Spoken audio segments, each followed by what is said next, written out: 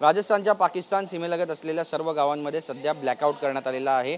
या ब्लॅकआउटचा टाइम सुद्धा वाढवण्यात आलेला आहे। सकाळी 6 वाजेपर्यंत आता ब्लॅकआउट असणार आहे। मी सध्या जैसलमेरमध्ये आहे। केंटचा हा सगळा परिसर आहे आर्मीचा आणि या ठिकाणची सगळी दृश्य पाहू शकता आपण की जवळपास जैसलमेर असू द्या किंवा पोखरण असू द्या, या सर्व परिसरामध्ये 150 ते 200 किलोमीटरचा जो रेडियस आहे या ठिकाणी पूर्णपणे ब्लॅकआउट करण्यात आलेला आहे। ज्या लाईट्स आपल्याला सध्या चालू दिसत आहेत त्या लाईट्स सुद्धा आता बंद करण्याचं जे आवाहन आहे ते प्रशासनाकडून करण्यात आलेलं आहे आणि प्रशासनाला सहकार्य करावं, या सगळ्या लाईट्स बंद करण्यात यावा असं आवाहन सुद्धा करण्यात येत आहे। संपूर्णपणे ब्लॅकआउट झालेला आहे आणि एक भयान शांतता इथल्या वातावरणामध्ये स्पष्टपणे अनुभवायला मिळते। सगळ्यात महत्त्वाचं म्हणजे काल याच आकाशातून याच भागातून पाकिस्तानने हल्ला केला होता आणि ड्रोनचा हा सगळा हल्ला होता आणि या ड्रोनच्या हल्ल्याला तितक्या शिताफीनं आपल्या सेनेनं हाणून देखील पाडलेला आहे। जैसलमेर असू द्या, पोखरण असू द्या, यामध्ये पाकचा जो हल्ला होता तो काल यशस्वी झाला, अपयशी ठरला आणि ड्रोन सगळे पाडले गेले आणि ब्लॅकआउटचा जो कालावधी आहे तो यासाठीच वाढवण्यात आलेला आहे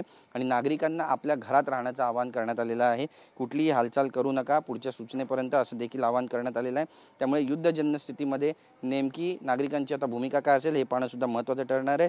पहलगाम हल्ल्याच्या प्रत्युत्तरात भारताने केलेल्या एअर स्ट्राईक नंतर गुरुवारी रात्री पाकिस्ताननं जैसलमेर पोखरण इथे लष्करी ठिकाणांवर हा ड्रोन हल्ला केला होता आणि म्हणूनच भारतीय सैन्यानं हा हल्ला जो आहे तो यशस्वीपणे हाणून पाडलेला आहे। गेल्या बऱ्याच दिवसांपासून चर्चा सुरू आहे की हा जो संपूर्ण भाग आहे तो कुठेतरी रडारवर आहे, पाकिस्तानच्या रडारवर आहे, कारण पाकिस्तान कडून आपण जर पाहिलं तर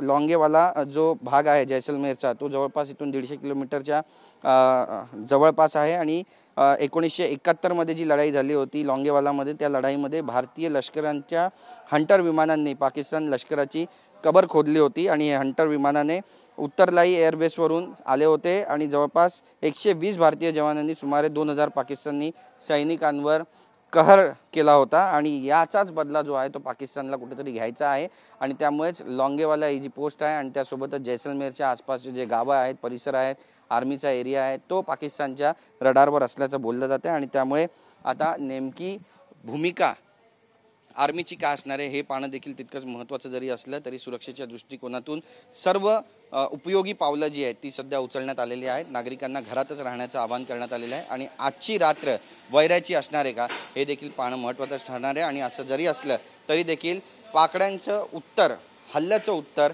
नेमकं भारतीय सेना कशा पद्धतीनं देणार आहे याकडे सुद्धा लक्ष असणार आहे। कॅमेरा पर्सन खंडुराजचं गिरीश गायकवाड, TV9 मराठी, जैसलमेर।